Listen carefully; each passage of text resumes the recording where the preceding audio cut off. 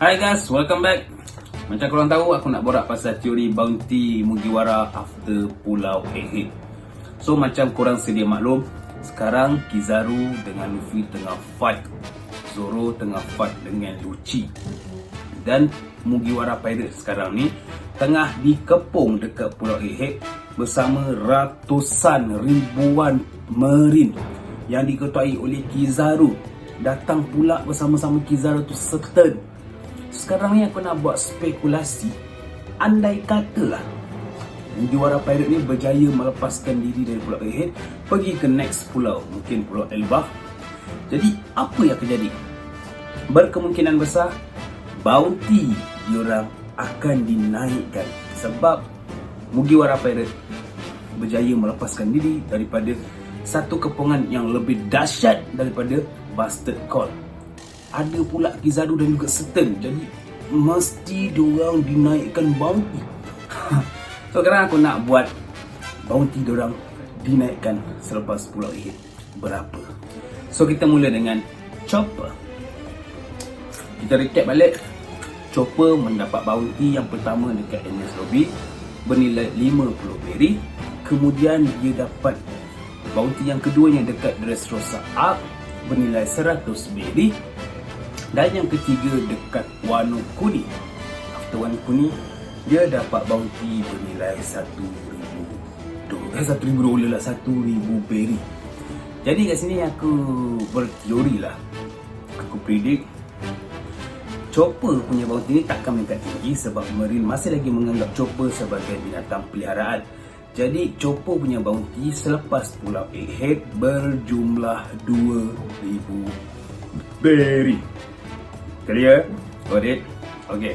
So sekarang kita pergi dekat Nami. Bounty utama Nami dekat Enies Lobby bernilai 16 juta berry. Kemudian dekat Dressrosa Arc dinaikkan 50 berry, means 66 juta berry. Dan ketiga dekat Wano Kuni melonjak naik daripada 66 juta berry meningkat kepada 366 juta berry. Cukup tinggi sebab Nami adalah orang yang paling tak boleh terima yang dia dapat bounty.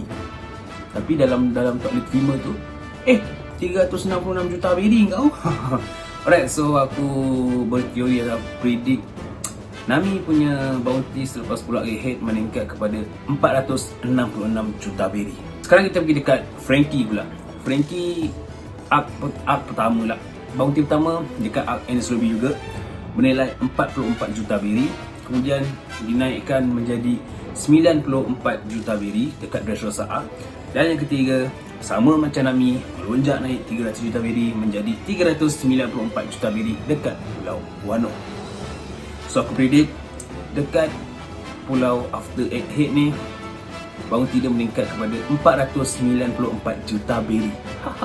Sama. Dia naik dalam 100 juta berry. Kemudian kita pergi dekat Brook pula. Brook, bounty utama dia adalah 50 tahun lepas, means masa dia join Rumba Pirate. Bounty dia yang pertama bernilai 33 juta berry.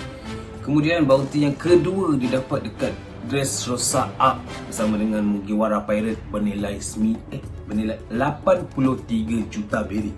Kemudian dekat Wano Kuni melonjak naik sama macam Franky dan juga Nami, melonjak kepada 300 juta berry menjadi 383 juta berry. Agak tinggi Kalau kata Worst Generation tu, diorang dah fight Worst Generation lah. Sebab Worst Generation dekat Subway Island kan 100 juta berry ke atas. Sekarang diorang dah 300. So sekarang kita pergi dekat Usopp pula. God D Usopp, seorang yang sangat penakut tapi mempunyai bounty yang sangat tinggi. Alright, so bounty pertama Usopp dekat Enies Lobby, tapi bukan nama Usopp, nama Sogeking, bernilai 30 juta berry. Kemudian diorang dapat ataupun dia dapat bounty kedua dia dekat Dressrosa Arc daripada 30 juta berry melonjak naik menjadi 200 juta berry, melebihi Sanji ketika itu. So bounty ketiga melonjak menjadi 500 juta berry dekat Wano Kuni. So aku predict selepas Pulau Egghead berkemungkinan besar dia naik 100 juta berry menjadi 600 juta berry. Korang rasa? Seterusnya kita pergi dekat Nico Robin, anak setan. Anak setan Nico Robin. Bounty pertama adalah masa umur dia 7-8 tahun, bernilai 79 juta beri. Agak tinggi lah untuk budak-budak. Kemudian dia dapat bounty kedua dia dekat NS Lobby selepas peristiwa dia dibebaskan ataupun dilepaskan oleh Mugiwara Pirate untuk menghadap keadilan. Jadi dinaikkan daripada 79 juta beri menjadi 80 juta beri. 1 juta beri saja dinaikkan. Alright. So selepas Arc NS Lobby, diorang dapat pula bounty seterusnya dekat Dressrosa Arc daripada 80 juta beri menjadi 130 juta beri. Dan kemudian daripada 130 juta beri, Robin punya bounty meningkat mendadak menjadi 930 juta beri. Naik dalam lingkungan 800 juta So dia dapat bounty 930 juta beri tu dekat Pulau Wano Kuni. Jadi aku predict after Pulau Egghead, bounty untuk Robin meningkat menjadi 1.030 bilion beri. Cukup tinggi kan? Sebab Robin memang betul-betul dikehendaki kerana dia punya kemampuan untuk membaca poneglyph yang mampu merungkai kebenaran di sebalik kejahatan yang disembunyikan oleh government. Cerita. So seterusnya siapa? Usopp sudah, Chopper sudah, Nami sudah, Battle lalu, Robin sudah, Frankie sudah, Brook sudah. Kemudian aku nak borak pasal Sanji. Vinsmoke Sanji mendapat bounty pertama dekat NS Lobby dengan gambaran sebagai lukisan. Lukisan. So dah mendapat bounty pertama bernilai 77 juta beri. Kemudian dekat Arc Dressrosa, bounty kedua menjadi 177 juta beri menggunakan gambar betul. Dan yang paling hebat, dia punya poster bertukar menjadi Only Alive kerana Sanji memiliki darah Vinsmoke, darah kerajaan Germa, putera daripada kerajaan Germa. Alright, so lepas saja bounty kedua dekat Dressrosa Arc, Sanji mendapat bounty ketiga dekat Pulau Wool Cake Island selepas melepaskan diri daripada kejaran Big Mom. Daripada 177 juta beri meningkat menjadi 330 juta beri, melebihi Roronoa ketika itu. Ada dalam 10 juta beri je lebih. Alright, so selepas Pulau Wool Cake Island, Sanji mendapat bounty keempat dekat Wano Kuni Arc. Daripada 330 juta beri menjadi 1.032 bilion beri. Cukup tinggi, tapi tak berapa tinggilah dalam Mugiwara Pirate. Nombor 4 je.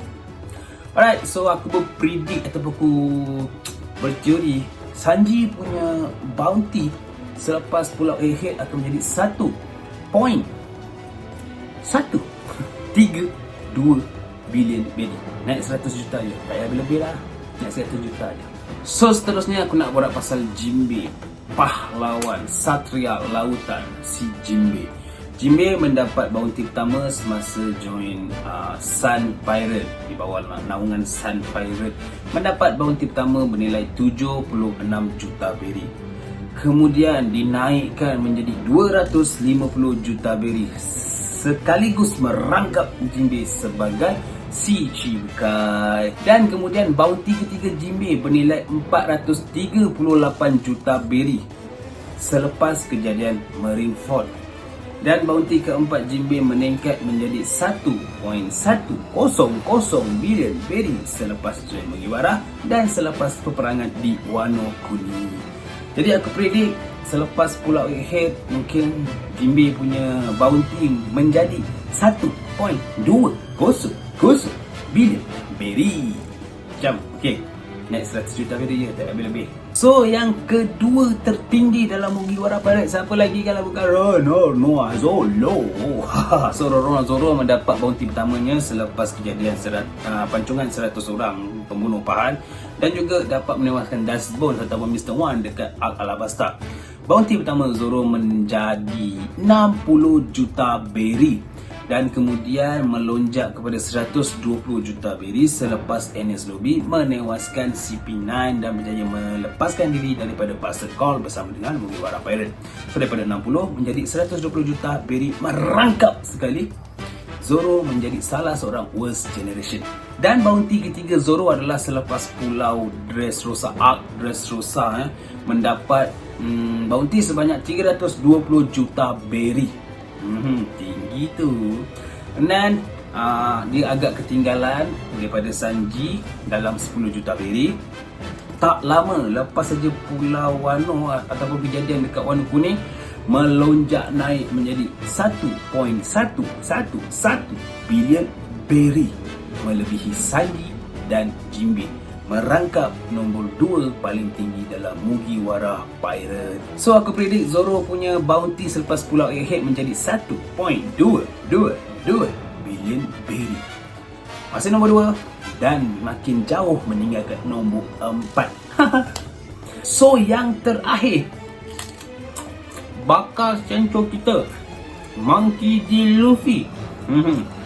Luffy mendapat bounty utama dia 30 juta beri selepas menewaskan Along dekat Along 4 Kampung Kokoyashi sebelum Grand Line. So mendapat 30 juta beri. Boleh lah. Dekat sebelum kita paling tinggi lah. Kemudian menjadi 100 juta beri selepas Luffy menewaskan Crocodile dekat Alabasta. Mugiwara. So daripada 100 juta beri meningkat menjadi 300 juta beri selepas menewaskan Rob Lucy dan juga bebas ataupun terlepas daripada Bastard Call dekat Enies Lobby. 300 juta beri. Kemudian daripada 300 juta beri menjadi 400 juta beri kerana Luffy membuat kacau bilau dekat Perang Marineford dan terlepas pula dekat Perang Marineford. Daripada 300 juta beri menjadi 400 juta beri. Dan daripada 400 juta beri menjadi 500 juta beri selepas Luffy berjaya mengalahkan Doflamingo dekat Arc Dressrosa. 500 juta beri. Kemudian Luffy punya bounty ni meningkat pesat menjadi 1.5 bilion beri selepas Pulau Wool Cake Island kerana berjaya melepaskan diri daripada kejaran Bimam serta berjaya mengalahkan Sweet Commander Cracker dan Katakuri dekat Wool Cake Island. Jadi daripada 500 juta beri meningkat menjadi 1.5 bilion beri. Dan yang terakhir, Wano Kuning daripada 1.5 bilion beri meningkat menjadi 3 bilion beri sebab Luffy berjaya mengalahkan makhluk terkuat iaitu Kaido. Dengan gear 5 dia berjaya merangkul gelaran Yonko serta mendapat bounty bernilai 3 bilion beri. So aku predict selepas Egghead, terlepas daripada Kizaru ataupun Settle, terlepas daripada kepungan yang lebih dahsyat pada Bastard Call, Luffy punya bounty menjadi 3.5 bilion beri. So macam mana pada pandangan korang? Korang predict berapa bounty diorang ataupun korang predict diorang tak dapat bounty pun? So macam mana korang fikir? Korang rasa? So sampai sini saja video aku untuk hari ini. Jumpa di next video. Assalamualaikum. Jangan lupa support, jangan lupa like, share, comment, subscribe. Okay? Jumpa di next video. Assalamualaikum. Ciao.